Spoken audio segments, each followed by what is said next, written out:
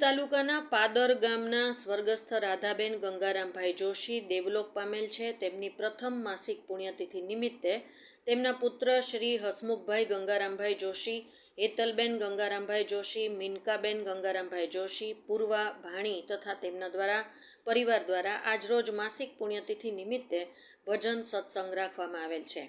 જેમાં ભક્ત મંડળ, પાદર અને ગ્રામજનો તથા પરિવારના સભ્યો તરીકે જોશી બળદેવભાઈ શિક્ષક જોશી, દિલીપકુમાર શિક્ષક જોશી, દિનેશભાઈ પંડિત જોશી, મહેશકુમાર સાથે સગાવાલા, નામી અનામી મોટી સંખ્યામાં હાજર રહ્યા હતા અને ભજનની જોરદાર રમઝટ જમાવી હતી.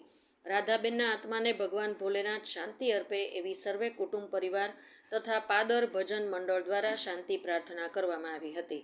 ભગત તલાભાઈ ભગત, ભજનિક અમૃતભાઈ ભજનિક, હમીરભાઈ ઠાકોર, સગરામભાઈ બાબુભાઈ, તબલચી મેરુજી ઠાકોર, નરસિંહભાઈ સાધુ, ચહેરાભાઈ ભાર્ગવભાઈ, રમેશભાઈ, મહેશભાઈ, પ્રકાશભાઈ, વાઘાભાઈ, બકાભાઈ જોશી ભક્તોને કંકુ, ચોખા, ચોટલા અને ભેટ પૂજા આપીને સન્માન કરવામાં આવ્યું હતું.